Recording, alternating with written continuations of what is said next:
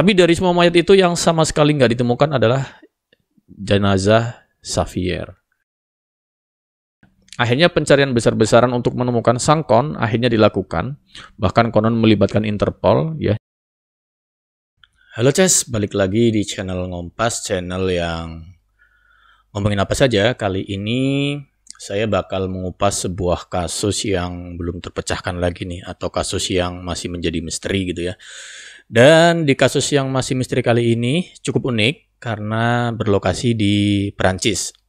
Kita bakal membuka part ini dengan membayangkan Nantes, sebuah kota yang romantis di Prancis Barat yang penuh dengan gereja-gereja gotik di abad ke-15 dan bangunan-bangunan antik yang indah yang berjejer di kota tua ini, Ces. Jadi emang nanti bakal saya bikin jadi dua part gitu ya. Seperti kota-kota tua lainnya di Prancis, kota ini masih menyembunyikan kaum berdarah bangsawan keturunan dari para bourgeois elit dari abad pertengahan, yang hingga kini mereka masih bercokol di pemukiman mewah di kota itu gitu ya. Salah satunya adalah keluarga Dupont de Ligonnès gitu ya. Bergelar Count yang adalah gelar bangsawan Eropa, ini Xavier Dupont de Ligonnès ini merupakan keturunan keluarga aristokrat dari kota Versailles. Tentulah dari namanya yang udah sering kita dengar gitu ya, kalian pasti udah tahu lah ya kalau Versailles ini terkenal dengan istananya dan merupakan kota kediaman dari para raja-raja Prancis semenjak zaman monarki dulu gitu ya. Bersama keluarganya, Xavier tinggal di kota Nantes dengan tetap membawa gelar Count ya, yang membuatnya amat sangat dihormati oleh para tetangga. Tapi siapa sangka ternyata darah biru yang mengalir dalam nadi keluarga ini ya, ternyata nggak menjamin kebahagiaan mereka. Kenapa ya? Karena cuma dalam satu malam nih ya, kehidupan indah dari keluarga tersebut berubah menjadi mimpi buruk, bisa dibilang begitu. Sebuah kasus yang hingga kini masih dinaungi kegelapan misteri ini, Ces. Dan inilah kasus misterius keluarga Dupont de Ligonnès. Dan buat kalian yang baru pertama kali ke channel ini adalah channel yang ngomongin banyak hal, apa aja gitu ya. Bisa kasus-kasus kriminal, ya, kisah-kisah inspiratif, kasus-kasus yang kontroversi, dan kasus-kasus yang belum terpecahkan seperti kasus ini. Berikan dukungan ke channel ini dengan cara tekan tombol subscribe buat kalian yang belum subscribe tentunya, dan jangan lupa juga nyalakan loncengnya tentunya, biar kalian bisa dapat notifikasi video-video terbaru dari channel ini. Mari kita mulai pembahasan kasus ini secara detail, tapi sebelum itu seperti biasa, mari sama-sama kita simak intronya dulu, Ces.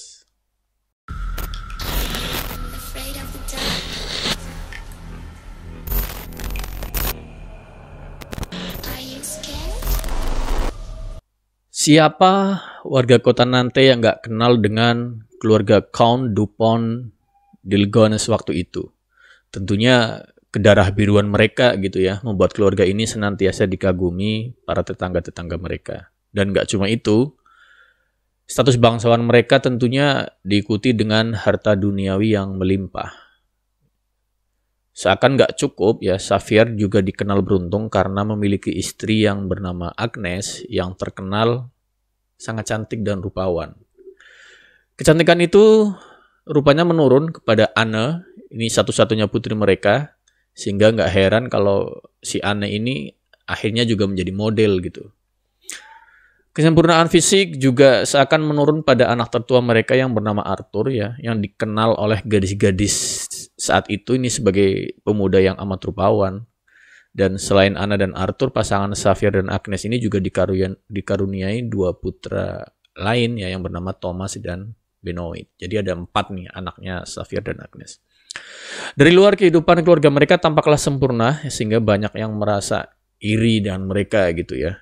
Bahkan seolah kehidupan bahagia mereka di Prancis ini nggak cukup. Bahkan diketahui mereka juga pernah bermukim sementara di Florida, Amerika Serikat. Walaupun pada akhirnya mereka kembali ke kota Nantes. Ya. Tapi nggak ada yang benar-benar tahu rahasia apa sih sebenarnya yang sedang disembunyikan oleh keluarga ini nih, Ces. Pada awal April 2011, ini para tetangga mulai mencium ada sesuatu yang nggak beres ya, di mana rumah keluarga Dupont de Ligonnès ini sepi, pintu dan jendelanya tertutup gitu. Seluruh anggota keluarga itu juga seakan-akan lenyap di telan bumi tanpa pamit ke siapapun gitu ya, termasuk ke para tetangganya. Bahkan orang-orang lain yang terlibat dalam kehidupan keluarga mereka juga mulai bertanya-tanya. Misal bos kedai pizza nih, di mana Arthur yang anak tertua mereka ini bekerja, ini bos kedainya heran gitu ya, karena Arthur udah nggak ngambil gaji terakhirnya dia. Artinya harusnya dia udah ambil gaji, dia nggak datang ngambil gaji. Kemudian Anna dan Benoit juga absen selama berhari-hari dari sekolah mereka ya, sehingga membuat para guru-guru di sekolah mereka menjadi khawatir. Bahkan pacar Thomas ya sampai datang mencarinya ke rumah karena nggak ada kabar dari kasihnya itu selama berhari-hari. Tapi saat pacar Thomas ini tiba di sana, kecurigaannya juga justru makin bertambah karena lampu di lantai satu rumah itu menyala, tapi nggak ada orang di rumah itu gitu ya. Dan selain itu, kedua anjing milik mereka yang biasanya kalau ada tamu ini dia menggonggong atau menyalak, ini enggak gitu. Jadi curiga ini. Tapi saat itu sama sekali nggak ada bunyi anjing yang menyalak karena tadi ya heran aja gitu. Cuma kesunyian aja nih yang didapat pacar Thomas saat dia datang ke rumah keluarga Sangkon ini ya. Kemudian pada 11 April 2011 ini sebuah email dikirimkan ke keluarga dekat Xavier, yaitu sang ayah ya. Ia meminta keluarganya agar nggak khawatir gitu. Karena Xavier ngaku kalau dia sekarang lagi tinggal di Amerika dengan alasan dia bekerja dengan DEA ya, yaitu sebuah badan penanggulangan narkotik di Amerika, untuk membantu menangkap seorang gembong berkebangsaan Prancis yang terlibat peredaran narkoba dan pencucian uang, isi emailnya gitu ya. Tapi menurut penuturannya, penyamarnya terbongkar hingga keluarga mereka pun berada dalam bahaya, dan oleh karenanya mereka masuk ke dalam Witness Protection Program, jadi semacam ya program pelindungan saksi gitu ya, dan mereka diungsikan ke Amerika Serikat. Ini isi emailnya gitulah kurang lebih yang dikirim Xavier ke ayahnya. Tapi pada 13 April 2011, para tetangga yang nggak tahu menau tentang isi email itu, mereka nggak tahan nih, ya nggak tahan, yang kekhawatiran mereka udah memuncak, akhirnya mereka nelpon polisi, para tetangga-tetangga ini. Dan pada 2000 April, ya polisi akhirnya mendobrak masuk ke rumah keluarga bangsawan tersebut dan melakukan investigasi ke seluruh bagian dari rumah itu. Sebuah penemuan mengerikan terkuak di bawah patio rumah keluarga itu, di mana di sana terkubur di taman belakang rumah mereka, tergeletak jenazah Agnes, sang istri, bersama keempat anak mereka. Dan gak cuma itu, mayat dua anjing mereka juga ditemukan di sana. Pantas tadi pacar Thomas datang, anjingnya nggak gonggong gitu ya. Tapi dari semua mayat itu yang sama sekali nggak ditemukan adalah jenazah Xavier. Para polisi segera melakukan pencarian yang lebih intensif ya, karena kini mereka nggak hanya menangani kasus menghilangnya sebuah keluarga, tapi mereka juga kini sedang menangani sebuah kasus upaya penghilangan nyawa secara massal, karena yang ditemukan jenazah satu keluarga gitu ya. Tapi apa sih yang sebenarnya terjadi saat itu nih Cas gitu ya? Apakah benar Xavier menghabisi keluarga dia sendiri gitu ya? Kalau emang iya, kenapa bisa Xavier tega melakukan itu gitu? Nah, untuk menjawabnya, kita harus menelusuri nih satu kemungkinan dulu nih ya di awal. Apakah bisa seorang ayah dengan berdarah dingin kemudian menghabisi istri yang sudah dinikahinya bertahun-tahun, bahkan menghabisi nyawa darah dagingnya sendiri, para anak-anaknya? Jawaban dari pertanyaan ini tentu aja bisa gitu ya. Dan kalian mungkin pernah dengar ada kasus yang pernah heboh juga di Amerika 2 tahun lalu gitu ya, yaitu kasus Chris Watts. Dan mungkin nantinya bakal saya angkat juga nih di channel ini gitu ya kasusnya. Ya kalian tunggu aja gitu ya. Dimana waktu itu nggak cuma menghabisi nyawa istrinya ya yang tengah hamil tua waktu itu, ternyata Chris juga membekap kedua anak kandungnya sendiri hingga meninggal. Kita semua tahu motif yang melatar belakangi peristiwa keji itu adalah kasus perselingkuhan. Tapi kalaupun benar kesadisan Xavier memang menyamai Chris Watts gitu ya, pertanyaan berikutnya adalah, lalu apa sih yang menjadi motif dari Xavier menghabisi seluruh anggota keluarganya gitu? Lagi-lagi kita bisa menilik lagi nih satu kasus yang punya persamaan gitu ya antara kasus Chris Watts dan Sangkon ini gitu ya. Karena keduanya memang menampilkan kehidupan yang seakan-akan tanpa celah, mirip lah gitu ya. Padahal pada kenyataannya hal sebaliknya justru tengah menimpa keluarga mereka. Gelar kaun yang tersemat dalam nama Xavier ini tentu membuat orang-orang juga iri ya. Tapi benarkah kehidupan Xavier dan keluarganya benar-benar sebahagia yang dibayangkan oleh orang-orang lain? Nah, ini yang bakal terkuak juga nanti nih berikutnya. Pada 5 April 2011, saat keluarga Dupont di Loch Ness ini masih dinyatakan menghilang gitu ya, seorang pria mengetuk rumah mereka, datang ke rumah mereka ini. Tapi tentu nggak ada jawaban ya, dan pria itu pun akhirnya ya dia balik. Karena nggak ada jawaban, ya udah dia balik dengan tangan kosong gitu lah. Tapi siapa sih identitas dari pria itu ya, bisa menjadi petunjuk kehidupan apa sesungguhnya yang tengah dialami oleh keluarga Sangkon tersebut. Ternyata pria tersebut adalah seorang penagih utang ya yang datang ke rumah Sangkon ini untuk menagih utang yang melilit Xavier sebanyak 20.000 euro atau sekitar 350 juta lah kalau dirupiahkan gitu ya. Ya, karena emang keluarga bangsawan ini dari luar terlihat tanpa cacat itu, ternyata sebenarnya lagi punya kesulitan ekonomi yang amat serius sih, ya, amat serius. Dimana Xavier sendiri ternyata nggak memiliki bakat berdagang yang mumpuni, ya. Ini diketahui dari semua bisnis yang coba dirintis oleh Xavier, ternyata berujung pada kegagalan atau ya gagal bisnisnya gitu. Bahkan kepergiannya ke Amerika yang dipandang oleh para tetangganya sebagai bukti keberhasilan finansialnya gitu ya, ternyata justru sebenarnya adalah bertujuan untuk memulai kehidupan yang baru sebetulnya di Amerika. Cuma usaha yang tentunya memakan biaya sangat banyak itu juga lagi-lagi gagal, dan keluarga Xavier ini akhirnya terpaksa balik lagi ke kampung halaman mereka di Nantes gitu ya. Yang lebih mencurigakan, salah satu usaha yang didirikan oleh Xavier pada 2004 bernama Self-Rev ya, ternyata ya cukup ambigu juga dan nggak jelas layanan apa yang disediakan oleh usaha Xavier ini. Dan kita juga cuma bisa bisa berasumsi aja sih apakah bisnis Sangkon ini bisnis legal ataukah nggak legal gitu. Semuanya memuncak sekitar 3 minggu sebelum bulan April 2011 ya, di mana tragedi ini akhirnya menyeruak. Kala itu ayah Xavier meninggal. Xavier tentunya berharap harta warisan yang diterimanya bisa membantu keluarganya keluar dari keterpurukan ekonomi yang sedang dialaminya. Ternyata justru sebaliknya nih, ternyata ayahnya pun memiliki nasib yang sama naasnya ya, sama seperti Xavier. Ternyata ayahnya meninggal sendiri karena sudah berusia tua, di sebuah kamar apartemen kecil dan pengap yang bahkan dia sendiri nggak mampu meninggalkan sepeser pun warisan untuk Xavier anaknya.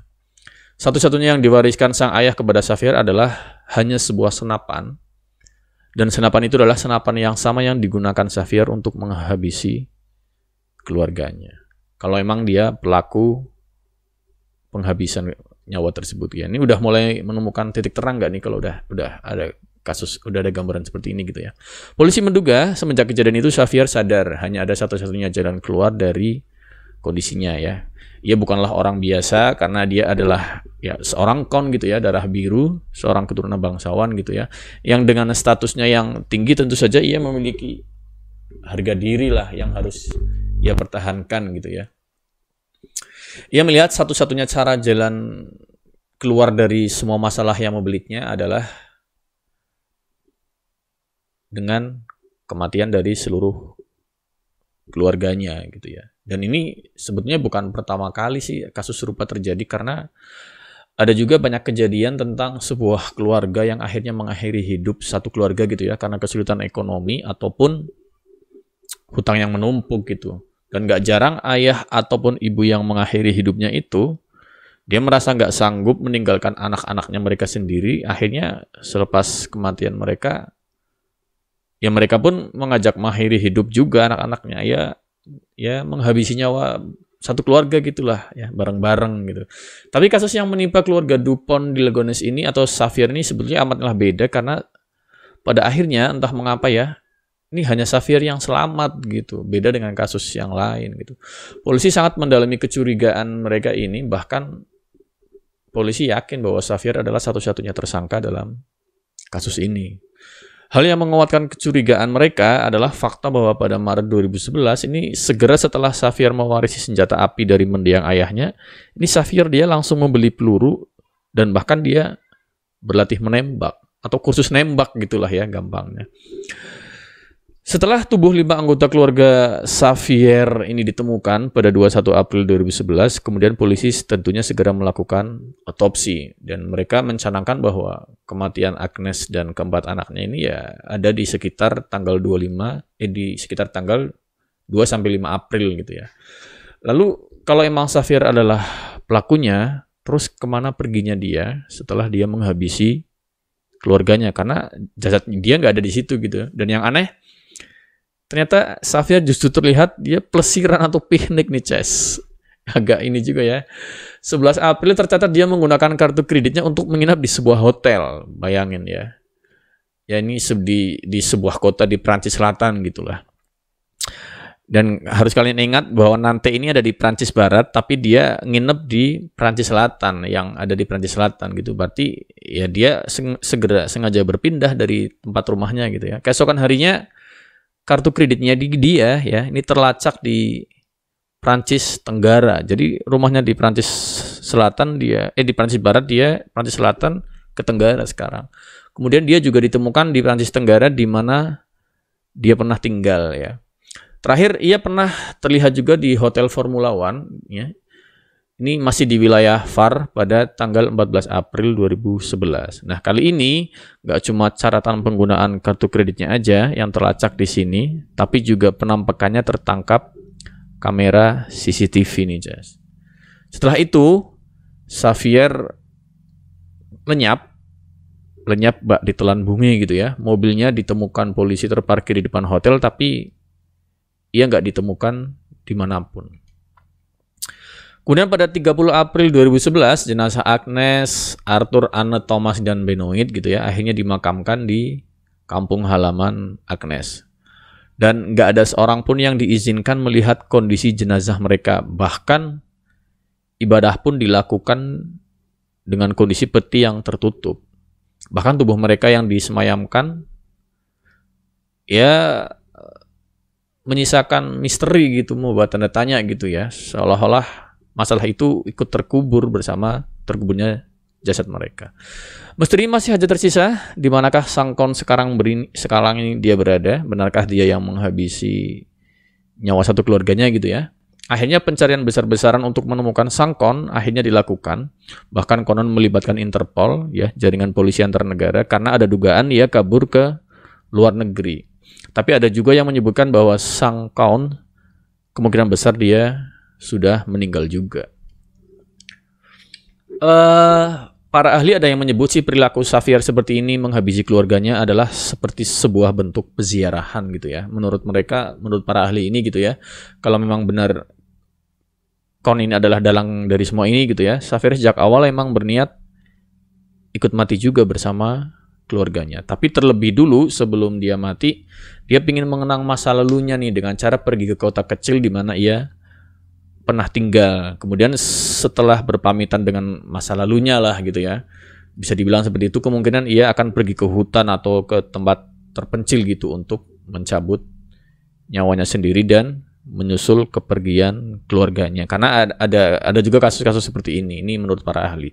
Di 2013, 2 tahun setelah kasus ini terungkap, polisi belumlah menyerah gitu ya dan melakukan pencarian besar-besaran di wilayah hutan dan pegunungan di VAR untuk menindaklanjuti teori dari para ahli tersebut bahwa Xavier menghabisi nyawanya sendiri.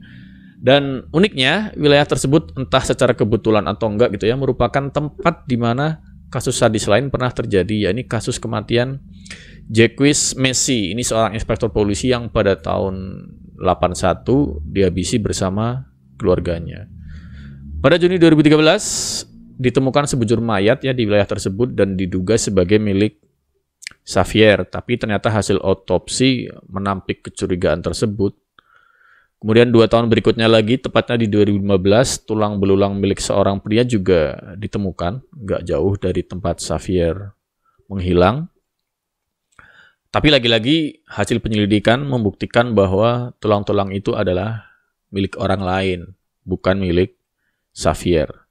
Pertanyaannya, terus di mana Xavier sekarang? Apakah ia bisa melakukan aksi kamikaze atau bunuh diri, atau ya kalau ternyata dia bukan pelakunya, terus siapa yang menghabisi nyawa istri dan anak-anaknya gitu.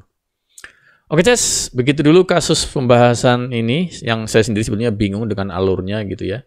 Di part kedua nanti saya bakal bahas teori-teori konspirasi yang mungkin menjadi penyebab lenyapnya Sangkon ini, dan kemungkinan lain tentang siapa sih sebenarnya pelaku yang menghabisi keluarga Xavier ini. Dan seperti biasa, kalau kalian suka dengan kasus ini, silahkan berikan komen di kolom komentar gitu ya. Pastinya juga like, share, dan tentunya jangan lupa subscribe channel ini. Sampai ketemu di part 2 nanti.